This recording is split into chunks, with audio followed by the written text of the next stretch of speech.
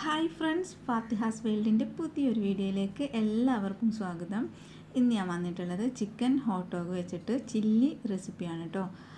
അപ്പോൾ അന്ന് നമ്മൾ കുറച്ച് ദിവസം മുമ്പ് ഉണ്ടാക്കിയിട്ടുണ്ടായിരുന്നു. ഇത് വെച്ചിട്ട് ബണ്ണും കൂടെ ഉണ്ടാക്കുന്ന ഒരു റെസിപ്പി ഇട്ടിട്ടുണ്ടായിരുന്നു.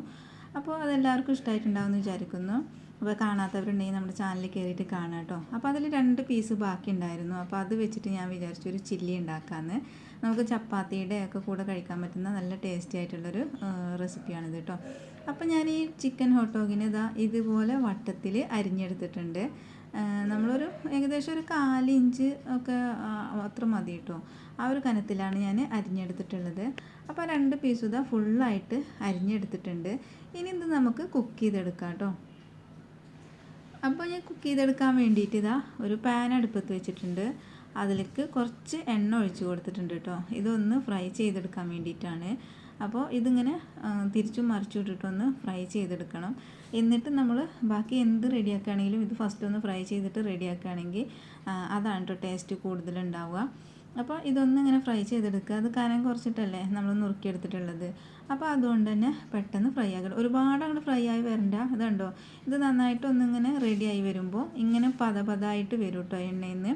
അപ്പോൾ കൂടുതൽ എണ്ണ ഒഴിക്കേണ്ട ആവശ്യമില്ല. ഇത് ചൂടായി കഴിഞ്ഞിങ്ങനെ ആകുമ്പോൾ തന്നെ ഇതിന്ന് എണ്ണ ഇറങ്ങി വരുന്നുണ്ട് കേട്ടോ. ഇനി ഇത് നമുക്ക് കോരി മാറ്റി വെക്കാം. പിന്നെ ആ സെയിം പാനിലേക്ക് തന്നെ ഞാൻ ആ എണ്ണേനിട്ട് ഒരു 2 ടേബിൾ സ്പൂൺ ഉണ്ടാവും. അതിലേക്കൊരു വലിയ സവാള ചെറുതായിട്ട് അരിഞ്ഞെടുത്തിട്ടുള്ളത് ചേർത്ത് കൊടുക്കുന്നുണ്ട്. പിന്നെ അതിലേക്ക് 1 ടേബിൾ സ്പൂണ് വെളുത്തുള്ളി ചെറുതായിട്ട് കട്ട് ചെയ്തെടുത്തതും കൂടെ ചേർത്ത് കൊടുക്കുന്നുണ്ട്.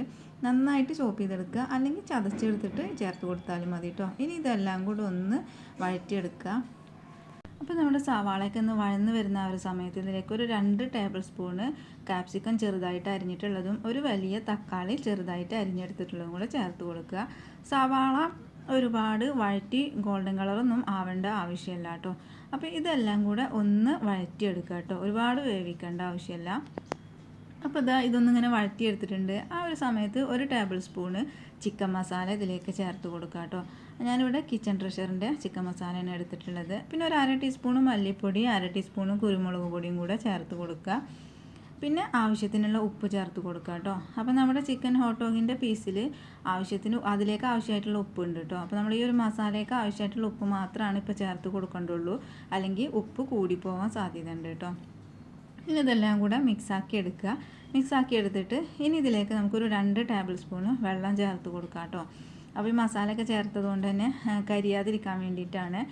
കൂടുതൽ ഒഴിക്കണ്ട കേട്ടോ. അപ്പോൾ ഒരുപാട് കറി പോലെ ആയിപ്പോവും. എന്നിട്ട് നന്നായിട്ടൊന്ന് മിക്സാക്കി യോജിപ്പിച്ചെടുക്കുക കേട്ടോ. ഇതുണ്ടോ, അപ്പോൾ നമ്മുടെ വെള്ളമൊക്കെ കറക്റ്റായിട്ട് വന്നിട്ടുണ്ട്. ഇനി ഇത് നന്നായിട്ട് മിക്സാക്കി എടുത്തതിന് ശേഷം ഒരു 1.5 ടേബിൾ സ്പൂണ് ടൊമാറ്റോ കെച്ചപ്പാണ് ഞാൻ അതിലേക്ക് ചേർത്ത് കൊടുത്തത്. 1.5 to 2 ടേബിൾ സ്പൂണൊക്കെ ചേർത്ത് കൊടുക്കുക. അതിന് ശേഷം നന്നായിട്ടൊന്ന് മിക്സാക്കി എടുക്കുക കേട്ടോ. പിന്നെ നമ്മൾ ഫ്രൈ ചെയ്ത് വെച്ചിട്ടുള്ള ആ ചിക്കൻ ഹോട്ട് ഡോഗിൻ്റെ പീസുകൾ ഇതിലേക്ക് ഇട്ട് കൊടുക്കുക.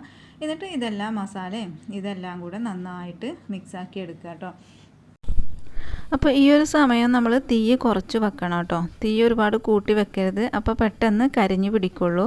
ഇനിയിപ്പോൾ ഇതെല്ലാതും മിക്സായി യോജിച്ച് വന്നിട്ടുണ്ട്. ഇനി ഇതൊന്നിങ്ങനെ ഒതുക്കി വെച്ച് കൊടുക്കാം.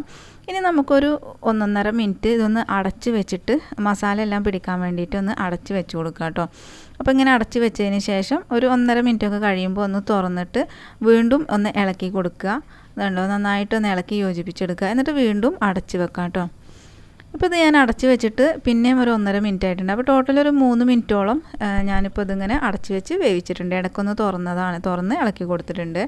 അപ്പോൾ നമ്മുടെ ചിക്കൻ ഹോട്ട് ഡോഗ് റെസിപ്പി ഇവിടെ റെഡി ആയിട്ടുണ്ട് കേട്ടോ. നല്ല സൂപ്പർ ടേസ്റ്റിയാണ്. ചോറിൻ്റെ കൂടെയും ചപ്പാത്തിയുടെ കൂടെയൊക്കെ കഴിക്കാൻ പറ്റുന്ന നല്ല ഒരു ടേസ്റ്റി ആയിട്ടുള്ള ഒരു ചില്ലിയാണ് കേട്ടോ ഇത്.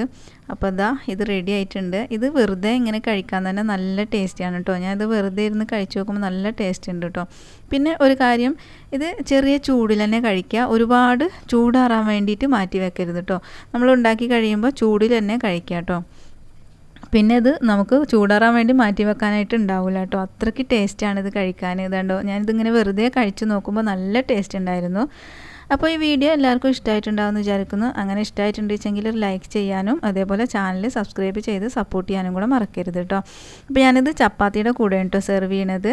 രാവിലത്തെ ബ്രേക്ക്ഫാസ്റ്റിൻ്റെ കൂടെയാണ് ഉണ്ടാക്കിയിട്ടുള്ളത്. ഇത് ചപ്പാത്തിയുടെ കൂടെ കഴിക്കാൻ പറഞ്ഞാൽ നല്ല ടേസ്റ്റിയാണ് കേട്ടോ. എല്ലാവരും ഒന്ന് ട്രൈ ചെയ്ത് നോക്കണേ. അപ്പോൾ ഇനി സൂപ്പർ മാർക്കറ്റിലൊക്കെ പോകുമ്പോൾ ഇത് കാണുമ്പോൾ ഒന്ന് വാങ്ങിച്ചിട്ട് ഒന്ന് ട്രൈ ചെയ്ത് നോക്കൂട്ടോ, നല്ല ടേസ്റ്റിയാണ്. അപ്പോൾ വീഡിയോ ലൈക്ക് ചെയ്യാനായിട്ട് ആരും മറക്കരുത്. നിങ്ങളുടെ ഫ്രണ്ട്സിനൊക്കെ ഒന്ന് ഷെയർ ചെയ്ത് കൊടുക്കുക. Thank you for watching.